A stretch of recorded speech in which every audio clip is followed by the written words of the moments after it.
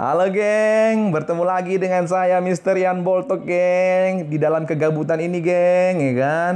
Nah, saya hari ini cukup gabut, gabut cukup, ya kan. Nah, biar gabutnya bermanfaat nih, saya akan kasih beberapa tips ya buat teman-teman yang akan persiapan untuk UTBK SBMPTN ya geng ya.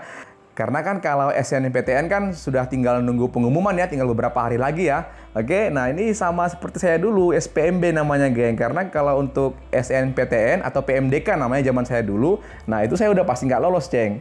Ya kan geng? Karena apa? Karena otak saya pas-pasan, kemampuan finansial orang tua juga pas-pasan cuy. Nah, jadi buat kita-kita yang otaknya pas-pasan dan kemampuan finansialnya juga pas-pasan, jadi jalur UTBK SBMPTN inilah peluang kita satu-satunya cuy, ya kan? Supaya bisa masuk negeri cuy, ya kan?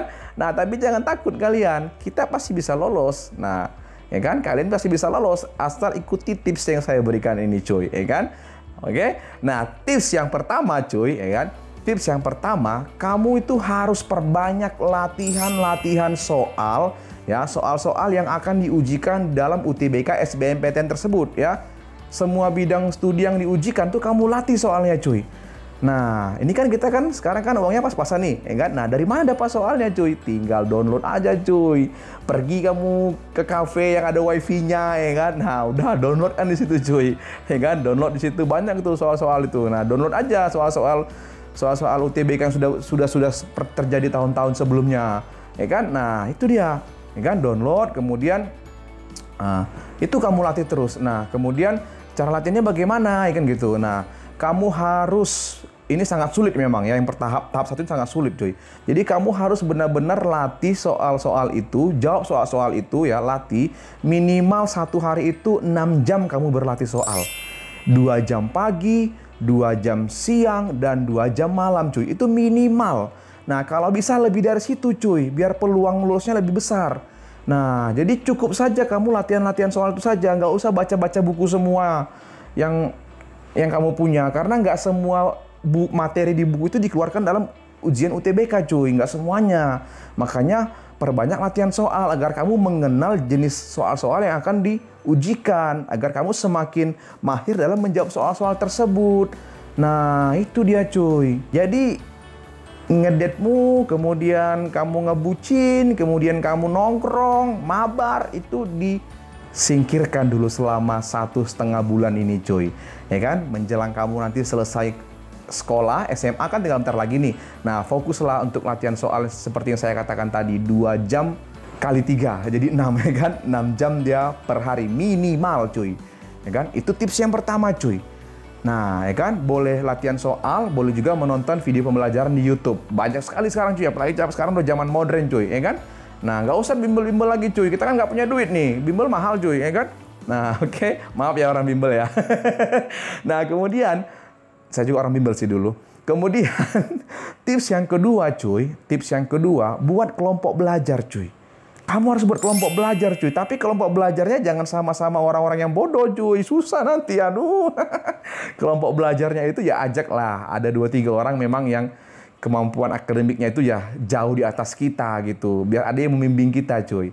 Nah, buat kelompok belajar cuy, ya. Kamu harus buat kelompok belajar. Terus yang pintar-pintar pun jangan pelit cuy.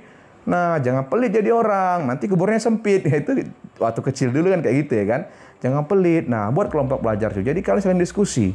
Nah, karena ketika latihan soal tadi ada yang nggak mampu kita jawab, itu bisa tanya sama teman yang lebih pintar, atau tanya sama guru.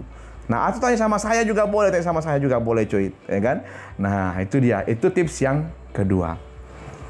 Nah, tips yang ketiga, geng. Tips yang ketiga, oke? Nah, kamu sembari kamu tadi latihan, baik individu maupun bersama teman-teman kelompokmu tadi, ya. Nah, kamu juga harus tes kemampuanmu tadi itu, cuy. Nah, dengan cara bagaimana? Ikuti tryout. Nah, kalau bisa cari yang gratis, cuy. Ya kan? Tryout gratis kayaknya banyak lah sekarang ya. Nah, cari tryout yang gratis, cuy. Nah, ikuti tryout gratis, cuy. Ya kan? Nah, itu dia, cuy. Jadi kita bisa melihat kemampuan kita di mana nanti kita lulusnya, cuy. Nah, oke. Tips yang keempat ini berhubungan dengan tryout tadi, cuy. Nah, tips yang keempat ini adalah tahu diri, cuy. Nah, harus tahu diri. Tahu dirinya bagaimana maksudnya? Nah, tips yang keempat ini adalah, jadi kalau kamu tidak bisa lulus di FKUI, jangan paksakan di FKUI cuy. Di FK Unri aja cuy. Nah, ya kan? Di FK Unri aja, FKUR gitu. Jadi jangan paksakan ke FKUI. Karena kan kalau kita berobat ke rumah sakit, kita lagi sakit, pernah emang kita tanya, dokter alumni mana dok? Nah, ya kan? Alumni Unri, nggak jadilah dok. Nggak mungkin gitu cuy, ya kan? Nah, itu. Jadi yang penting kita lulus dulu cuy. Nah, ketika kita lulus, baru kita belajar benar-benar. Jadilah spesialis di bidangmu. Nah, itu dia kayak saya ini cuy. Saya dulu bodoh kali cuy. Nah, setelah lulus di akuntansi, saya benar-benar belajar jadi spesialis di bidang saya cuy. Lihat aja ya kan, YouTube saya, Instagram saya, berapa orang yang sudah banyak berhasil juara Olimpiade. Ya, sombong, ya kan? Nah, gitu dia cuy ya. Kan nggak pernah ditanya, dokter dulu kuliahnya di mana? Nggak bisa gitu cuy, nggak pernah tanya gitu cuy ya. Jadi lihat, karena ada passing grade-nya. Jadi kamu harus tahu diri, jangan so-oke gitu dia cuy ya. Tempatkan diri dan kemampuanmu di mana. Ingat tadi kita itu orangnya kemampuannya pas-pasan, finansialnya pas-pasan cuy. Nah, setelah kamu lulus nanti di fakultas itu ya kan. Nah, di kampus itu baru kamu belajar jadi spesialis gitu. Nah, terus cari beasiswa cuy. Nah, itu yang benar ya. Jadi nggak usah paksakan harus yang level tinggi, sementara kemampuan kita nggak cukup. Nah itu, oke? Itu dia cuy. Nah kemudian tips yang terakhir cuy, ini juga sangat penting sekali cuy. Ya kan? Kita udah berusaha nih cuy, udah berlatih kita buat kelompok belajar kita, ikut tryout kita, udah tahu diri kita ini cuy. Nah berdoa cuy, ya kan? Kau kan punya agama.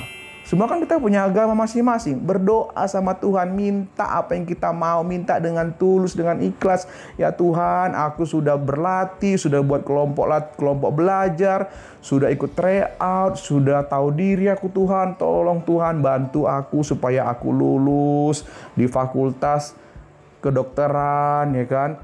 Di fakultas kedokteran, di Universitas Gajah Mada, misalkan gitu. Minta cuy, berdoa sama Tuhan. Minta juga orang tua kita, keluarga kita, adik kita, kakak kita mendoakan kita cuy. Itu karena perbuatan kita tanpa restu dari Tuhan itu sia-sia cuy. Oke? Nah lakukanlah itu cuy. Karena itu sudah saya lakukan di tahun 2017 cuy. 2016 saya nggak lakukan itu sama sekali. Nggak lulus. So oke saya. 2017 saya lakukan, lulus cuy. Nah, itu di Unimed, Universitas Negeri Medan. Jadi nggak usah gengsi cuy. Yang buat kampus itu terkenal, itu bukan gedungnya, bukan dosennya, apalagi rektornya. Yang buat kampus itu terkenal adalah alumninya. Makanya ketika kamu nanti lulus, jadilah alumni terbaik. Alumni yang berprestasi. Alumni yang membanggakan alma mater kamu nanti. Gitu dia cuy. Oke? Nah, selamat mencoba, ya kan? Dadah!